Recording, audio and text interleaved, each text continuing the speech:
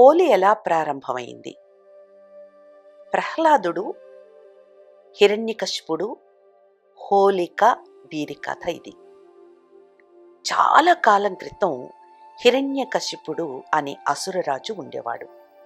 అతను చాలా అహంకారి. నన్నే దేవుడిగా పూజించాలి అని ప్రజలందరికీ చెప్పేవాడు. అతని కొడుకు ప్రహ్లాదుడు మాత్రం శ్రీ మహావిష్ణువును భక్తితో పూజించేవాడు. అది చూసి హిరణ్యకశిపుడికి చాలా కోపం వచ్చింది. ప్రహ్లాదుని చంపాలని ఎన్నో ప్రయత్నాలు చేశాడు. కానీ ప్రతిసారి దేవుడి కృపతో ప్రహ్లాదుడు బ్రతికిపోయాడు. చివరికి హిరణ్యకశిపుడు తన చెల్లెలు హోలిక సహాయం కోరాడు. హోలికకి ఒక వరం ఉండేది, మంటలు ఆమెను కాల్చవు. హోలిక ప్రహ్లాదుణ్ణి ఒడిలో పెట్టుకుని మంటల్లో కూర్చుంది. కాని అద్భుతం, హోలిక కాలిపోయింది. ప్రహ్లాదుడు క్షేమంగా బయటపడ్డాడు. ఇదేంటి?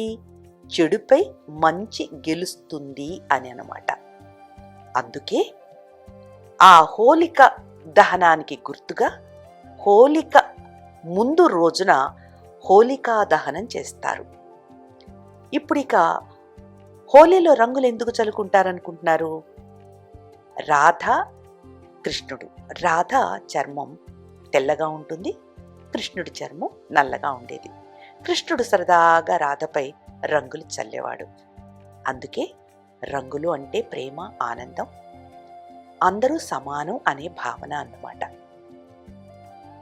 ఇక ఈ హోలీ పండుగ అనేది మంచి చెడు మీద గెలుపు, వసంత ఋతుకి స్వాగతం చెప్పడం రంగులతో, ప్రేమ, క్షమ, స్నేహం, కొత్తగా జీవితం మొదలుపెట్టడం. ఇది పౌర్ణమి రోజున వస్తుంది అన్నమాట హోలీ పండుగ. హోలీ ఎప్పుడు మొదలయ్యింది అన్నది భాగవత పురాణంలో ఉంది. అది వేల వేల సంవత్సరాలుగా జరుపుకుంటున్నారన్నమాట. హోలీ పండుగ అనేది ఒక ప్రాచీన భారతీయ పండుగ. ఇంకా హోలీ మనకు ఇచ్చే సందేశం మంచి మార్గంలో నడవాలి, కోపం, ద్వేషం వదిలేయాలి, అందరినీ ప్రేమతో చూడాలి. ఇంకా కొన్ని కథలున్నాయి. ఒకసారి శివుడు లోతైన ధ్యానంలో ఉన్నాడు. లోకానికి మేలు జరగాలంటే ఆయన ధ్యానం భంగం చేయాలి. అందుకే దేవతలు కామదేవుణ్ణి పంపారు. కామదేవుడు అంటే ఎవరు? మన్మధుడు అన్నమాట. కామదేవుడు శివుడి మీద రామబాణాలు వేశాడు. కానీ శివుడికి కోపం వచ్చింది. వెంటనే 3వ కన్నుతో ఆ మన్మధుణ్ణి అంటే కామదేవుణ్ణి భస్మం చేసేశాడు. తరువాత ప్రార్థన చేశారు దేవతలంతా. బాబు బాబు, శరీరం లేకుండా చేసేసావు, ఎలాగా తిరిగి జీవించాలి అంటే అప్పుడు ఆయన శరీరం లేకుండానే చాలా మందికి ప్రభావం చూపిస్తూ ఉంటాడు ఆ కామదేవుడు. వసంత ఋతువు, ప్రేమ, కొత్త జీవితాలకు సూచన అన్నమాట. అలాగే ఈ కామదేవుని దహనం అని చెప్పి హోలీ ముందు రోజున ఒక పెద్ద మంట వేస్తారంట, కామదానం అని చెప్పేసి.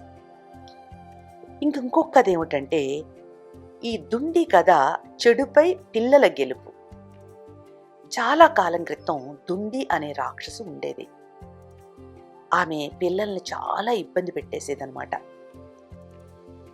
శివుడి శాపం వల్ల ఆ దుండి అనే రాక్షసుకి పిల్లల నవ్వు, ఆటలు తట్టుకోలేని శక్తి వచ్చేది. పిల్లలు శబ్దం చేస్తూ, రంగులు చల్లుతూ, ఆనందంగా ఆడుతూ ఆ దుండిని ఊరు నుంచి తరిమేశారనమాట. అందుకే హోలీలో పిల్లలు స్వేచ్ఛగా ఆడుకుంటారు. అల్లరి, ఆనందం ఎక్కువగా ఉంటుంది. ఇంకొకది ఏంటంటే కృష్ణుడు గోపికల కథ. బృందావనంలో కృష్ణుడు గోపికలతో కలిసి రంగులు చల్లేవాడు, సరదాగా ఆడుకునేవాడు. ఇదేంటంటే భక్తి, ఆనందం, దేవుడితో మానవ సంబంధాలు అన్నమాట.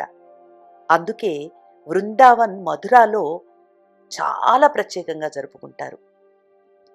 ఇక రైతుల కథ ఏంటంటే పంటలు పండుతాయి. హోలీ సమయానికి పంటలు కోతకొస్తాయి. రైతులకు చాలా ఆనందం. మరి కష్టానికి ఫలితం వచ్చింది కదా! ఆనందం పంచుకోవడానికి వారు రంగులతో కేరింతలు కొడుతూ ఉంటారన్నమాట. మరి హోలీ మనకు ఏం చెప్తుంది? ఏం ముఖ్య అర్థాలు? చెడును కాల్చేయండి, జీవితాన్ని రంగులతో నింపండి, ప్రేమ, క్షమ, స్నేహం, కొత్తదనానికి ఆరంభం పలుకుతుంది. ఇది హోలీ స్టోరీ.